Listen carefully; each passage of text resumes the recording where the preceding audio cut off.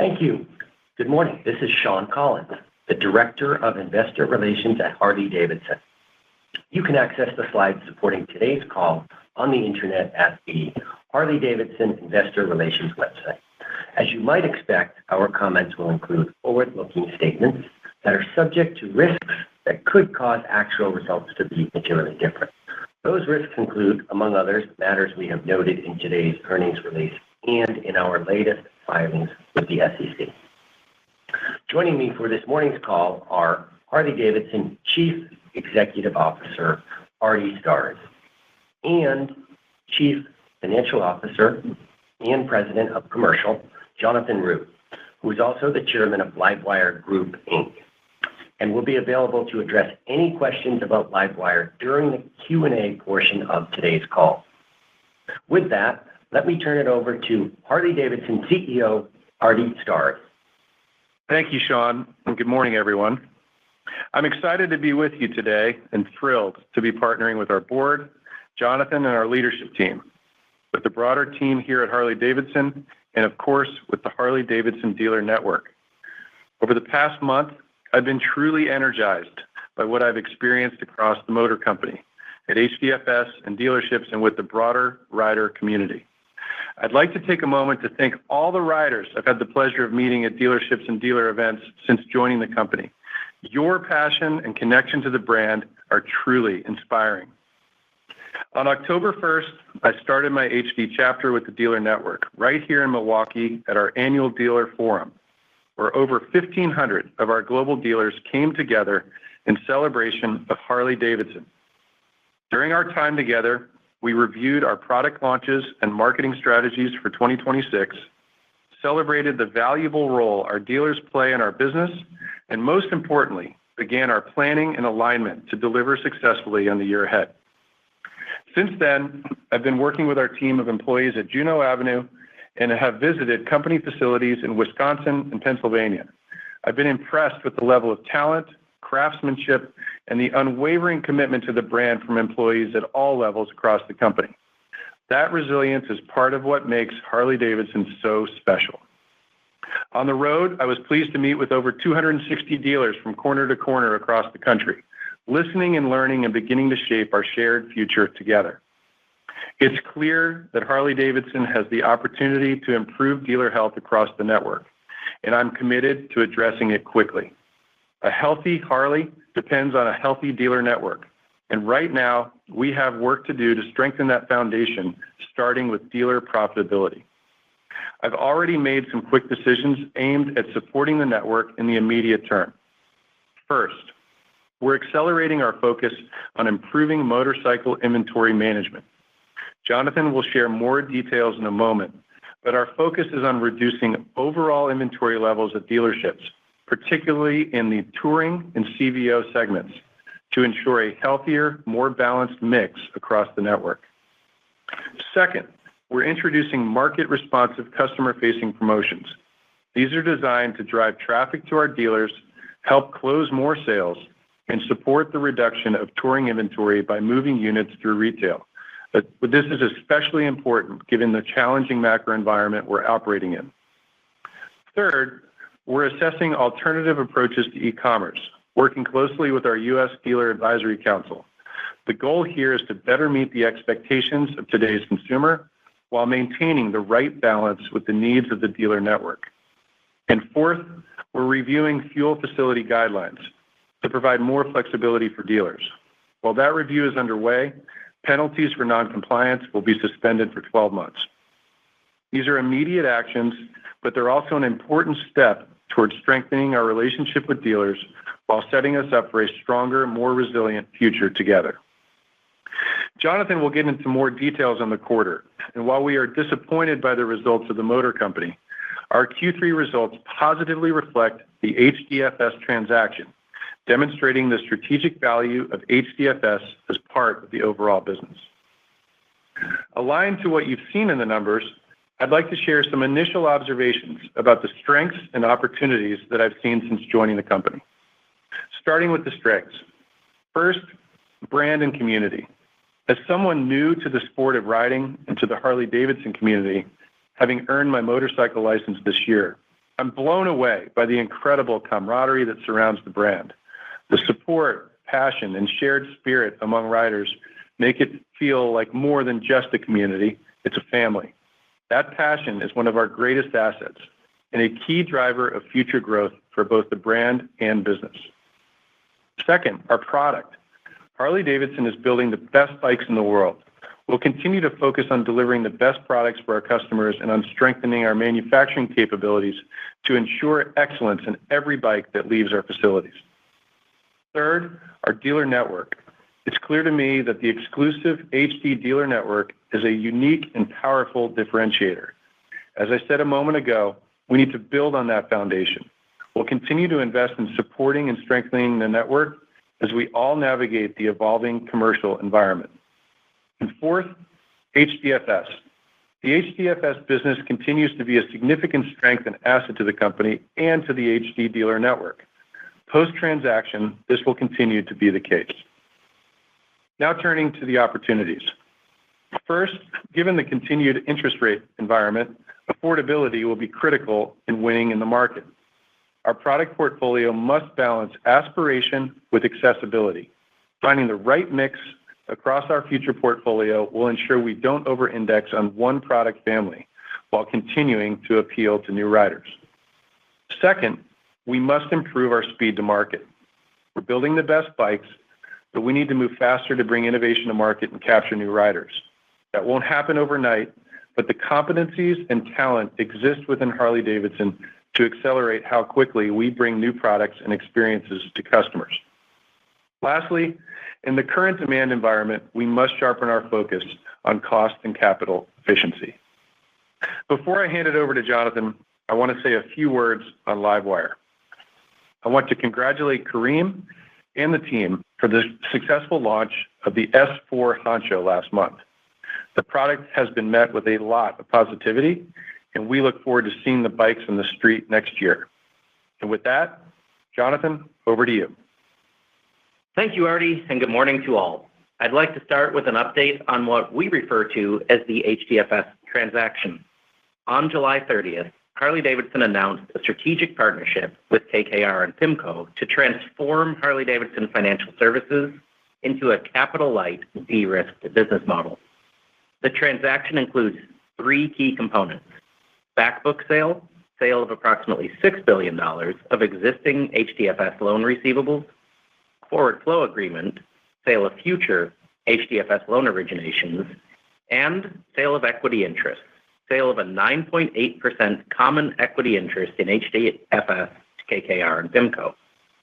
At the end of October, we signed and completed agreements for each of these three components. I will go into each of these in more detail. First of all, the backbook sale.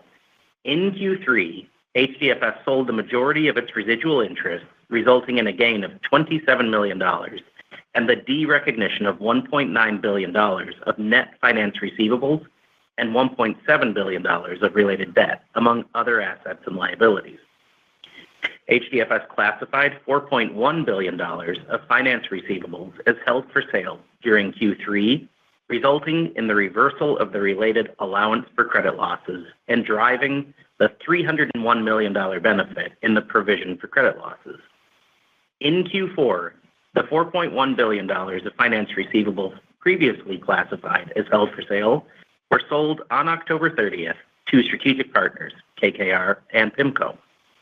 After the loan sale, HDFS plans to continue the management of all finance receivables sold to the strategic partners, where HDFS will receive a servicing fee of 1% for prime-rated retail finance receivables and 2.5% for subprime-rated retail finance receivables. Secondly, the forward flow agreement. Starting in Q4, on a monthly basis, HDFS expects to sell approximately 2/3 of retail loan originations over the course of its 5-year agreement. This did not have an impact on the Q3 financial statements. The continued management of the finance receivables sold to the strategic partners will result in servicing fees for HDFS, where HDFS will receive a servicing fee of 1% for prime-rated retail finance receivables and 2.5% for subprime-rated retail finance receivables. And finally, the sale of equity interest. HDFS has sold a 9.8% common equity interest in the fourth quarter to investment vehicles managed by KKR and PIMCO, 4.9% to each, based on a 1.75 times post-transaction book value. We expect KKR and PIMCO to participate in 9.8% of future HDFS equity activity, including earnings and equity raises with strategic partners holding an exchange right into HOG stock after 7 years. Taking a step back, by executing these three components, including selling approximately $6 billion of loans in the backbook sale at a premium to par, and then with a portion of the proceeds paying off the HDFS debt that corresponds with the loans over the balance of Q4 and into Q1 of 26, this will right-size the debt structure at HDFS. And as a result, the company expects the transaction to unlock $1.2 to $1.25 billion in discretionary cash through Q1 of 2026. In addition, as HDFS transforms to a capital-light model, HDFS will have reduced capital requirements as the KKR and PIMCO investment vehicles will be funding these assets. In return, we expect this will result in a higher return on equity for the HDFS business. At the HDI level, or parent level, HDI expects to use the proceeds, first of all, to reduce HDI indebtedness, secondly, to buy back Harley-Davidson shares, and thirdly, for other corporate purposes. We expect that Artie will provide more details on these uses by spring of 2026. Stepping away from the numbers, we are excited to unlock some of the significant value of HDFS for our shareholders through the sale of a minority stake while transforming HDFS into a capital-light financing business. In addition, beginning in 2026, the transaction creates a path that we believe will grow HDFS operating income over the coming years through new loan origination fees and loan servicing fees. And with this transaction, we retain full control and majority ownership of HDFS, where there is absolutely no change to how our dealers or customers transact with or are serviced by Harley-Davidson and HDFS. Now, I will turn to Q3 results at Harley-Davidson. I plan to start on page 6 of the presentation, where I will briefly summarize the consolidated financial results for the third quarter of 2025, and subsequently, I'll go into further detail on each business segment. Consolidated revenue in the third quarter was up 17%, largely driven by the increase in revenue of 23%, or up $198 million versus prior year at HDMC. HDFS revenue is down 3%, while LiveWire revenue was up 16%. Consolidated operating income in the third quarter was $475 million, primarily driven by HDFS operating income, which was favorably impacted by the HDFS transaction. At HDMC, operating income was down 2% relative to prior year. The LiveWire segment had an operating loss of $18 million. Consolidated operating income margin in the third quarter came in at 35.4%, up significantly relative to 9.2% in the third quarter a year ago, primarily due to the impacts associated with the HDFS transaction. I plan to go into further detail on each business segment's profit and loss drivers in the next section. Third quarter earnings per share was $3.10.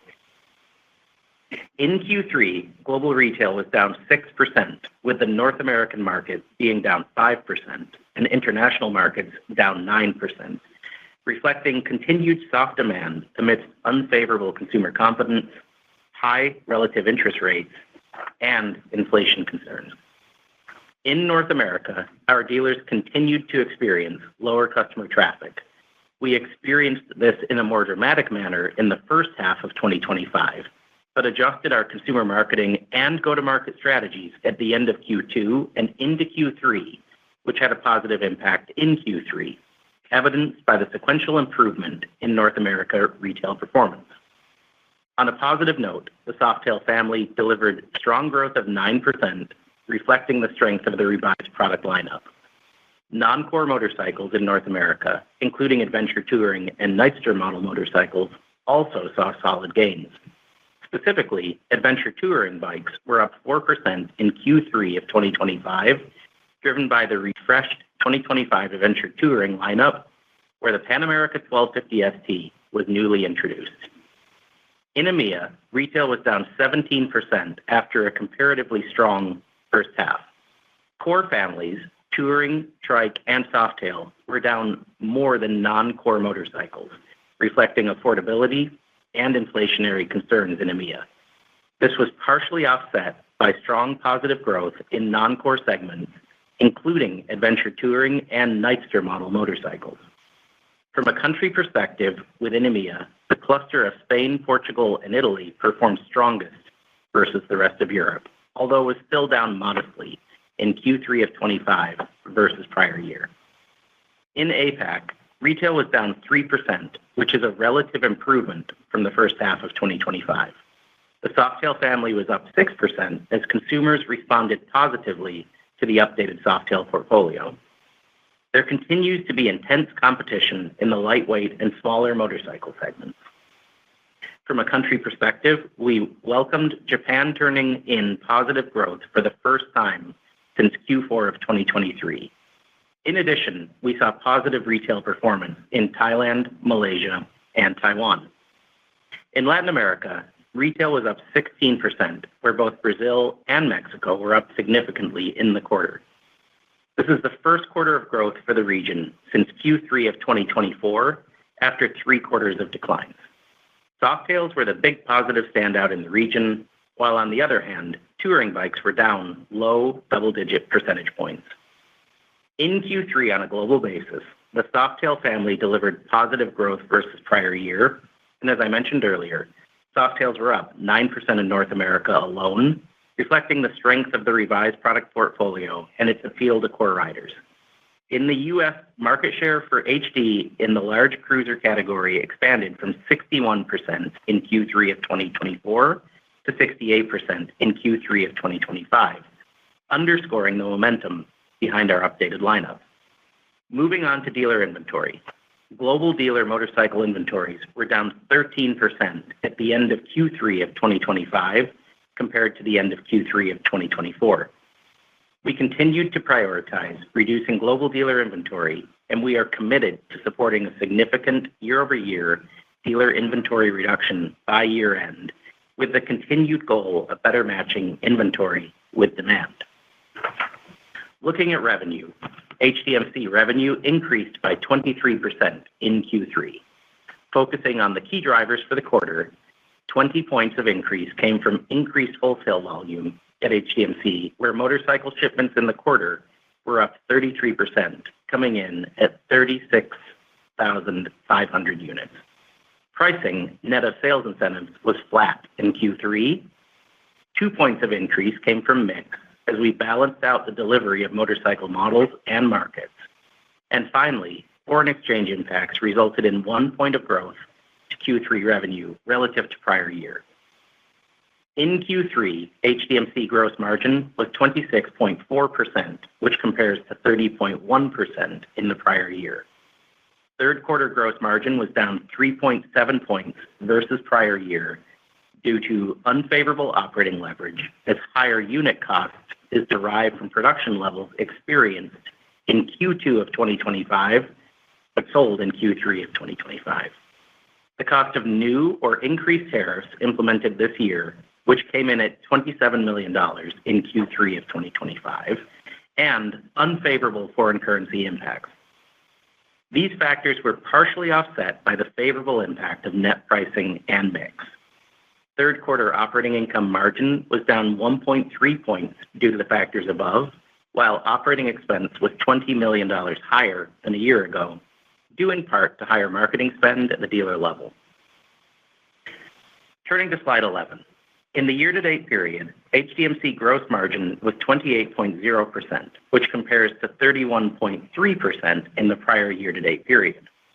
The decrease of 320 basis points was driven primarily by the negative impacts of lower operating leverage and the cost of new or increased tariffs implemented in 2025.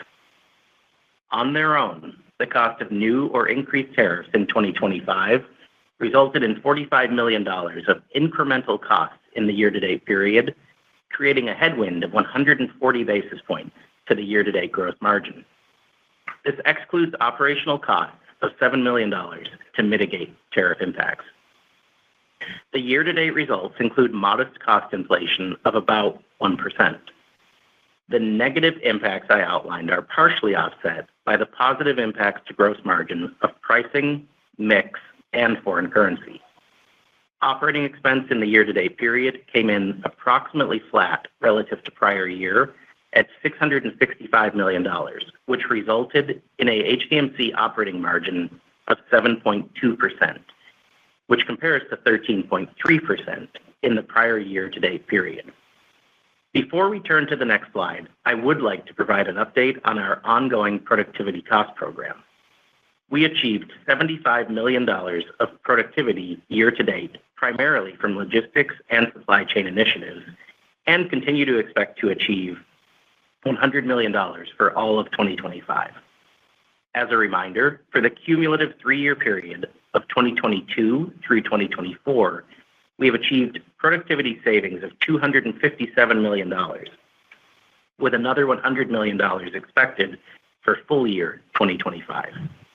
In 2026, we have plans to achieve another $100 million, exceeding our target by over 10%, as mentioned last quarter.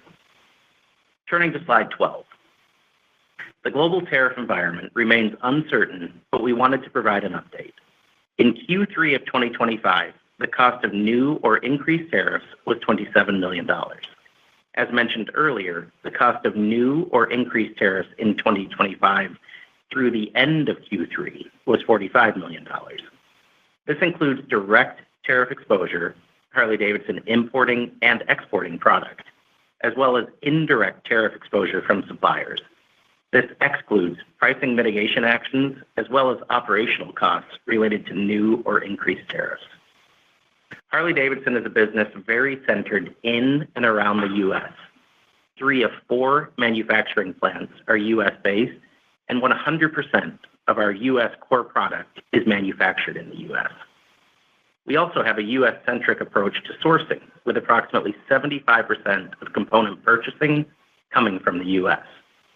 With that in mind, we estimate our full year 2025 impact from the direct cost of new or increased tariffs to be in the range of $55 to $75 million.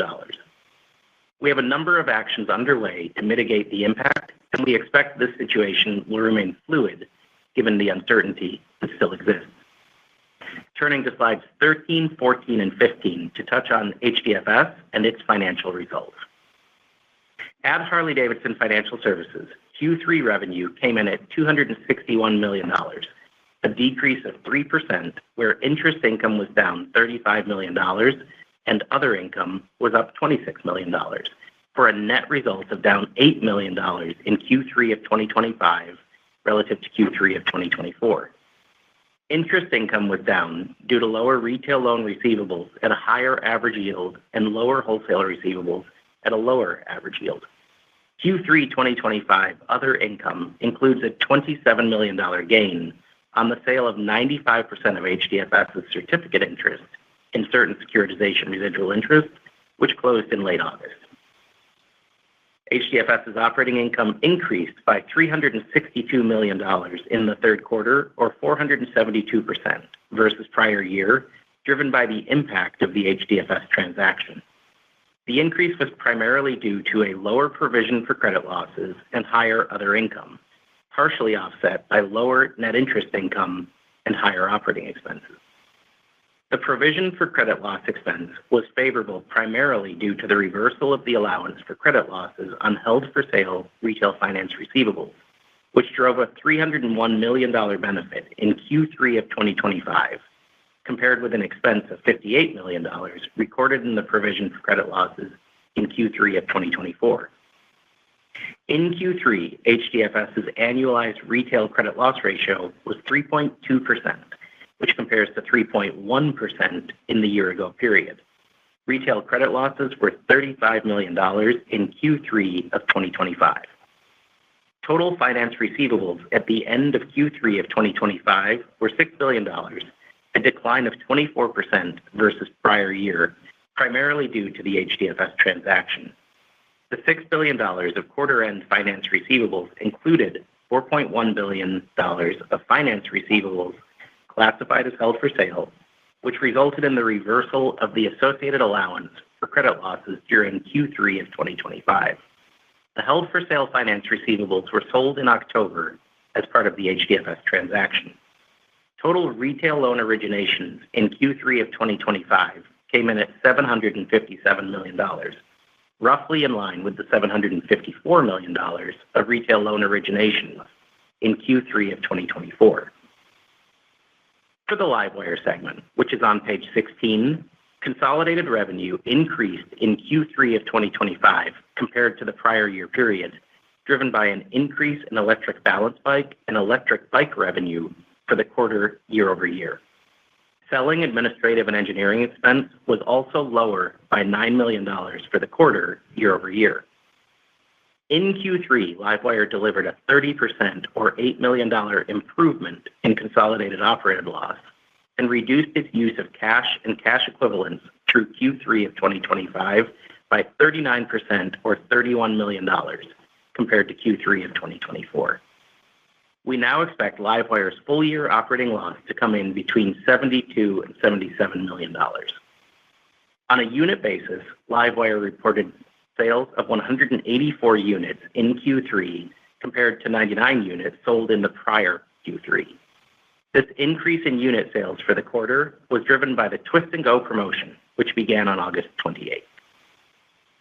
Wrapping up with consolidated Harley-Davidson in Q3 financial results, we delivered $417 million of operating cash flow in the Q3 2025 year-to-date period compared to $931 million in the Q3 2024 year-to-date period.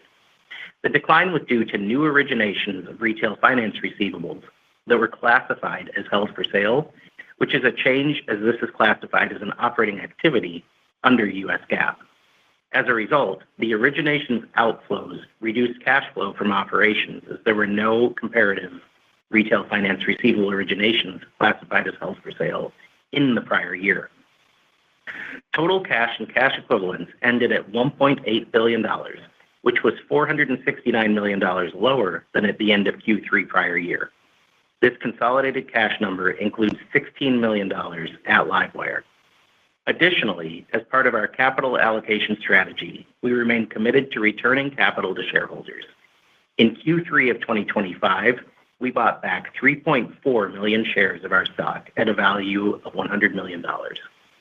For the Q3 2025 year-to-date period, we have bought back 6.8 million shares of our stock at a value of $187 million. Slide 18 outlines our aggregate capital return. Since the start of 2022, we have returned an aggregate of $1.7 billion through discretionary share repurchases and cash dividends. Given that the global tariff situation remains ongoing and uncertain, we continue to withhold our full-year 2025 financial outlook for HDMC and HDI. We continue to expect HDFS to come in at approximately $525 to $550 million of operating income for 2025. As we move into Q4 of 2025 and with the noted closing of the HDFS transaction, I will summarize the intended use of proceeds, which will support Harley-Davidson's capital allocation priorities. Cash is expected to be used for the following. First, approximately $450 million of debt reduction at the HDI level. Second, investment in HDMC and organic growth initiatives. And finally, continued share repurchases, evidenced by today's announcement, where Harley-Davidson announced its plans to enter into an accelerated share repurchase agreement with Goldman Sachs to repurchase $200 million of shares of the company's common stock. This announcement is part of the previously announced plan to repurchase $1 billion in shares by the end of 2026. The company expects the transactions under the ASR agreement to be completed by no later than the first quarter of 2026. And with that, I'll turn it back to Artie. Thank you, Jonathan. Before we head to Q&A, I want to share some final observations of where we're at and what you can expect from us. We'll have much more to say about our go-forward strategy by next spring, both in terms of actions we are taking and our expectations about when those actions will deliver results. We're going to work quickly, but I fully expect that a number of the actions we will take will play out throughout 26 as we reset the company's trajectory for the future. In the meantime, there are several key focus areas that you can expect from us. First, dealers as our customer orientation. We succeed when our dealers succeed. Our efforts will prioritize dealer health, engagement, and long-term profitability as the foundation of Harley-Davidson's success. Second, celebrating the joy of ridership and the experience of riding a Harley-Davidson. We need to bring more riders into the community while retaining those we already have. The emotion of being a Harley-Davidson rider is unmatched, and it's our job as a company to make that experience easier, more accessible, and frictionless. Third, more simplified marketing programs which will support local activations and events, ensuring that marketing investments hit nationally and drive local door swings. And lastly, fourth, analyzing and actioning our cost base for capital-efficient growth. We must ensure that every dollar we invest and every penny we spend drives value growth and sustainability for the long term.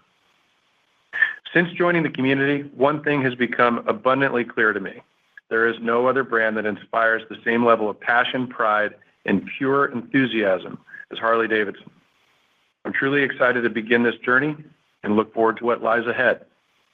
Thank you for your time this morning, and with that, we'll take your questions. Thank you. As a reminder, to ask a question, please press star 1 on your telephone keypad. To withdraw your question, please press star 1 again. We also ask that you limit yourself to one question and return to the queue for additional questions. Thank you. Our first question comes from Craig Kennison from Baird. Please go ahead. Your line is open. Hey, good morning. Thanks for taking my question, Artie. Nice to talk to you. Your second priority you mentioned was the joy of ridership and bringing more riders into the Harley-Davidson brand. Just as you've done your listening tour and some of the due diligence you did before taking the job, what were your thoughts around the demographic headwinds that Harley faces and ways that you can overcome what feels like a fundamental issue for the brand? Sure, Craig. Great to be connected, and thanks for your question. I'm super excited to be here. And the getting riders into the brand and onto our bikes I sort of have a unique perspective because I just went through that journey myself. I'll tell you that the inside of this brand, when you get into a dealership and you meet our people and they introduce you to the bikes, is extremely warm and welcoming. And having gone through Rider Academy, it was an amazing experience. I think there's an opportunity that it can be a bit more fun. Young people are looking for something that's fun and maybe has seriousness to it, but maybe not as serious as we're currently presenting it. But some of the imagery that people have of Harley, we're reinforcing the fact that some of our riders are a bit more mature. And the legacy, if you look back at the 30, 40, 50 years of advertising that we put out, and I had Bill Davidson do this for me recently, and he sent me a reel, which is just unbelievably inspiring when we were attracting young riders. There was immense joy. There was a tongue-in-cheek attitude. There was a playfulness in the work, and you can expect some of that to come back. And that's sort of on the brand front. Practically speaking, the product line that we have coming, and specifically the Sprint bike coming in the second half of next year, I think addresses two things. One is a bike that's lighter and easier to maneuver, and the second thing is a bike that's more affordable. So if you look if you walked into a Harley dealership right now, the price point's pretty high for a young rider to be interested in Harley. And I think the combination of brand, product, and some augmentation to the experiential elements that make it more fun, I think we have a recipe to do that. Our next question comes from Stephen Grambling from Morgan Stanley. Please go ahead. Your line is open. Hey, thank you for taking the questions. In your intro remarks, Artie, you had talked about market responsive, customer facing promotions. I was wondering if you could just elaborate on how you're thinking about that. Is that through specific channels, or are there any kind of investments that you need to make around technology or otherwise to be more responsive? Yeah, Stephen, thank you so much. I'll say a few words and then I'll let Jonathan go into some of the specifics that we've actioned. I think the first thing I'd say is our inventory levels at dealers are too high right now. So it's something that we need to do and need to mobilize quickly against. I think as Jonathan mentioned in his remarks, specifically on the touring side. So we have some promotional activity that is communicated at the local level that's been in place. And then just this past weekend, we put in some more as it relates to touring specifically. And Jonathan, I'll let you go through some of the details. Okay, sounds good. And Stephen, thank you for joining us. So I think a couple of details on that. As Artie talked about, as we go through and we take a look at sort of a pinpointed view on where do we have a concern from an inventory standpoint, one of the places that we have, or probably the primary place that we have a little bit of concern, is just around some pockets of buildup throughout the United States as we look at touring and maybe a couple of select places here or there from a CVO standpoint. We are making sure that we're passing along tools that support dealers in the way that they have the ability to move through those. There are things that we think that we can do that really inspire consumers to kind of drive door swings to our dealers. We know that when we get customers inside of our dealers do an exceptional job of really engaging with that consumer, converting it through to a sale. And so I think some of the important elements are areas that we think are sort of building the brand and building the experience for customers. So looking at lower APR programs for consumers, making sure that those are programs that are extended out to 60, 72 months to really allow a customer to be able to get onto the bike and really address the affordability dynamic that you heard Artie talk about. So that's probably one of the best sort of near-term examples of some things that we are doing to make sure that we're driving sales. The last piece I'll touch on really quickly is that from a longer-term perspective, in 2025 calendar year and with the 2025 model year, we've experimented with some different price points to understand the impact that had from a consumer standpoint. So I think kind of magical price points of $99.99, $14.9, $19.9, and we do know that our customers have a psychological barrier around different price points for what they're willing to pay. That is something that you actually will see demonstrated a little bit more fully in what we're introducing in the 2026 model year. With that, I'll hand it back to Artie. Yeah, I think the only thing I would add is what we put into market with the financing support and some of the financial support on these bikes was in response to direct feedback from dealers. So we incorporated precisely what dealers thought they needed, and that's what Jonathan referenced. Our next question comes from Noah Zatzkin from KeyBanc. Please go ahead. Your line is open. Hi, thanks for taking my question. I guess one just on the impact of the transaction in the quarter. I think previously you had kind of talked about expecting $275 to $300 million of operating income benefit in the second half. I guess I suspect most of that, or if not all of that, impacted the third quarter. So just any thoughts around kind of the cadence of P&L impacts related to the transaction, and then just any color on how you're thinking about next year would be great. Thanks. Okay, great. Thank you, Noah. So as we look, I think, as we laid out, sort of three main elements to the HDFS transaction: the back book sale, the forward flow, and the equity element. We are super, super excited to partner on this with both KKR and PIMCO investment vehicles. We're excited about getting some of their thoughts and thought leadership into the way that we run the business. The good news, I think, as we look at this transaction, is that we have the structure in place where, from a dealer and a consumer perspective, they'll see no sort of day-to-day impact in the way that any of that is run. Yet at the same time, we get some of the really solid thinking from a couple of market leaders inside of our business in a fairly thoughtful way that helps us understand credit dynamics across the consumer industry with a little bit more depth than where we are today. As you talked about, this transaction really does close over multiple quarters. So there's some Q3 kind of accounting preparation work that you saw in place that occurred in the quarter, and you'll see more details as we kind of get our final releases out over the next few days. And then we have some other elements that close over the coming quarters. So a little bit of kind of carryover from one quarter to the next.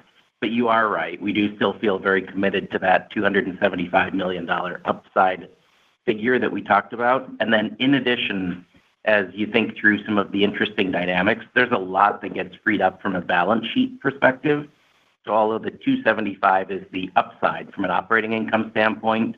I just want to reinforce that we do have the $1.2 billion that gets freed up in cash by the time we get through Q1 of next year. And so with that obviously affords a tremendous amount of flexibility as Harley-Davidson, Inc. thinks about how to place priorities, where are smart capital investments, where are some smart areas of spend, what are some ways that we can really look at driving the business for growth as we move forward. So really, really excited about the optionality that the transaction enjoys. Hope that helps. Our next question comes from Robin Farley from UBS. Please go ahead. Your line is open. Great, thanks. Thinking about next year and what shipments could look like for 2026, I know you had a lot of inventory cleared at the dealers this year, but it sounds like you want to do more of that. So if we're thinking about, so first of all, I don't know if you have a thought on where retail, how retail might look going forward. And if you don't, even if you thought that was flat, if we were trying to think about, you're comping some inventory reduction, so that could mean shipments up, but it sounds like you want to see further inventory reduction. So if you could help us quantify whether that will be a greater amount year over year, just to, again, kind of thinking about, so we can all translate this into kind of shipment expectations for next year. Thank you. Okay. All right. Thank you, Robin. So I'll just walk through a little bit of where we are and kind of what we've done on a year-to-date basis, and provide a little bit of colored commentary, and then I'll pass it over to Artie for some thoughts. As obviously he's done a coast-to-coast kind of north, south, east, west tour across the United States with a tremendous amount of feedback from our dealers. So overall, as we think about the progress that we've made on inventory throughout the year, in Q1, dealer inventory was down 19% versus same quarter prior year. Q2 down 28%, Q3 down 13%, and that's after last year where we actually worked things down a little bit too, kind of across the full year spectrum. So if you recall, obviously we've withdrawn guidance, but as we go through and look at some of the original guide, we had a 10% plus target of being down. We would envision being, at that level or maybe slightly improved. One of the really important pieces that I think is there for us as we take a look at this is Artie kind of talked through the actions that we're taking to support the move through and sell down of touring. As we look at dealer inventory by family in Q3 of 25 versus Q4, every family is down by 20% to up to 45%, with the exception of touring and CVO, which is pretty flat. And so there certainly was some uniqueness as we look at 2024 due to the product launch of touring that came out. So as we think through where we are from an inventory position, we're in a very, very healthy perspective across virtually all of the families. The one that in an era with slightly higher interest rates, with a little bit more challenged consumer and the consumer affordability dynamic that Artie spoke about, is really the touring side of things as we think through how we move people through that product in a way that works for them. So a little bit more color, I hope, helps understand the inventory position rather than just looking at a raw number. And then relative to 2026, we'll obviously issue 2026 guidance as we move into the 2026 calendar year. But with that, I'll turn it over to Artie. Yeah, the only thing I'd add, Robin, is we're optimistic about the pricing ladder that Jonathan referenced earlier. Starts with a 9, starts with a 14, starts with a 19, starts with a 24 on Nightster, Street Bob, Softail, and Street Glide, coupled with the Sprint bike coming in the second half of next year. So it's the focus in the building right now is the inventory support and getting that down on the model year 25 so that these 26 models have the opportunity to be really successful.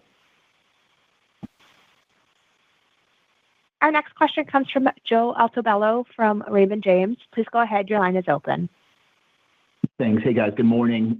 Just to put a finer point on that, Jonathan, just so we're all clear. So you're saying this year you expect global inventories to end at about 43,000 or so units, and that number comes down a little bit further next year.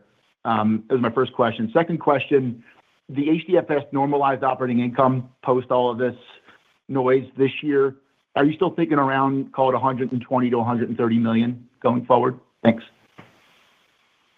All right. Hi, Joe. Nice to hear from you. So relative to dealer inventory, I think your math is probably about right as you look at how that reduction kind of translates through to units. Relative to the next calendar year, we're certainly not guiding on 2026 at this point. I hope that some of the commentary that I provided in terms of what we're seeing by family helps understand the uniqueness of the situation that we're in, and certainly probably feels pretty consistent with the macro environment that we're operating in. I think as you look across sectors and across businesses, you see consumers who are sort of trading down rather than trading up in terms of products at this point from an overall consideration perspective. That really leans back into the elements that I already talked about, the importance of us focusing on the affordability dynamics, really making sure that we are meeting our consumers where they're at. So that's something that you'll see us continue with and something that we're pretty excited about. Relative to the HDFS transaction, elements that we need to make sure that we're working through from a timing standpoint. So there are certain debt settlement elements that we're working through and contemplating right now. We'll see if we can get all of that squeezed into 2025 or how much of that carries over into 2026. So we'll have more when we're together in the next quarter, but certainly excited about everything that transaction does, the affordability that it offers up from a strategic standpoint, and that's something that we'll be talking about more as we get together next time. Our next question comes from James Hardiman from Citigroup. Please go ahead. Your line is open.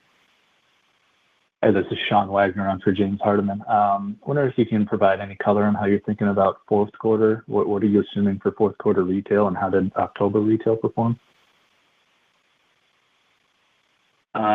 Sure. So I think as we look, great question around what we're seeing from a quarter standpoint. Please do pass along our best to James too. So I think from a full year perspective, we obviously have withdrawn our guidance a couple of quarters ago. We do feel that it's important that we're sticking with that. The reason for that is obviously an environment that is very, very dynamic and moving and fairly responsive to what we see from an overall approach to tariffs, the environment that's in front of the consumers. We do see that there's consumer sentiment that bounces around from one month to the next. We are really, really proud of the way that our dealers are out there working with each of the consumers who are walking in. We have seen kind of sequential improvements in traffic that's flowing into our dealers. So as you know, one of the biggest things for us is we know that door swings at dealers end up driving sales. We're pleased with a lot of the dynamics and the metrics that we're seeing on that front. Something that we haven't talked about in our time together today is around the Marketing Development Fund. As you may recall, we announced that right at the very beginning of this year. We knew that would take some time to really gain some traction with the dealer body, make sure that collectively we understand the importance of the spend between where do we go on marketing dollars, where do we go on events and activations and activities. We've really kind of honed in on a mix of those elements that drive the best performance. So we're excited about what we're seeing there.